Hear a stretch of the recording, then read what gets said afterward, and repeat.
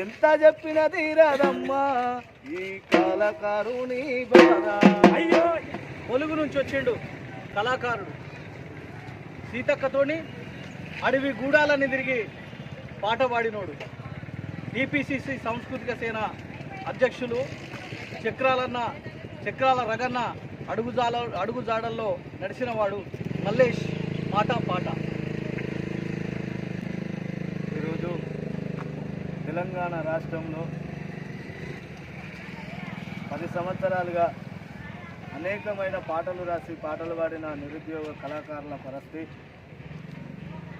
మరి గత ప్రభుత్వం 550 మంది కళాకారులకు జాబులను ఇచ్చి మరి తతిమ కళాకారుల నోళ్ళల్లో మట్టి కొట్టి వాళ్ళను ఎటుగానోళ్ళకు చేసి మరి ఆ రోజు గోసి గొంగడి వేసి కాలు గజ్జగట్టి ధూమ్ధాంలా దునికి ఆడి పాట పాడిన కళాకారుల పరిస్థితి ఈరోజు రోడ్ల పాలు అయింది.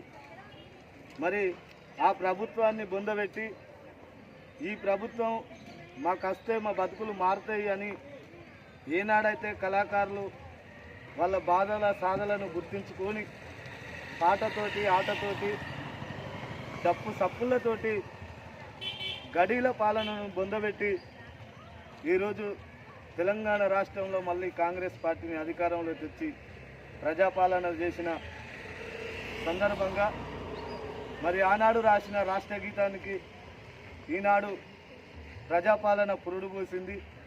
అదేవిధంగా మండు టెండర్లో ఆ రోజు కేసీఆర్ గారి ప్రభుత్వం 3 గంటల సేపు నిలబెట్టిన గద్దరన్న చనిపోయినందుకు సంతాప సభలు కాదు, ఈ రాష్ట్రంలో ప్రజాపాలన ప్రతి సంవత్సరం అధికారికంగా తన కార్యక్రమాలు చేయాలి అనే ఇంత గొప్ప అవకాశాలను తీసుకొచ్చిన ఈ ప్రజాపాలన మీద ఈరోజు మళ్ళీ కళాకారులు కూడా అందరూ ఐక్యవేతం ఎందుకు అవుతున్నారంటే ఈ ప్రజాపాలనలో మాకంటూ బతుకుదేరు వస్తుంది, మేము బతుకుతామని ఆలోచన రేవంత్ రెడ్డి గారి మీద నమ్మకంతో ఈ పాటల పల్లకి మళ్ళీ స్టార్ట్ కావడం జరుగుతుంది.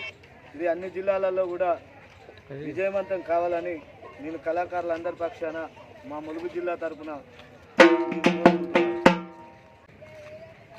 ఎంత చెప్పిన తీరదమ్మా ఈ కళాకారుని బాధ. అయ్యో, ఎంత చెప్పిన తీరదమ్మా.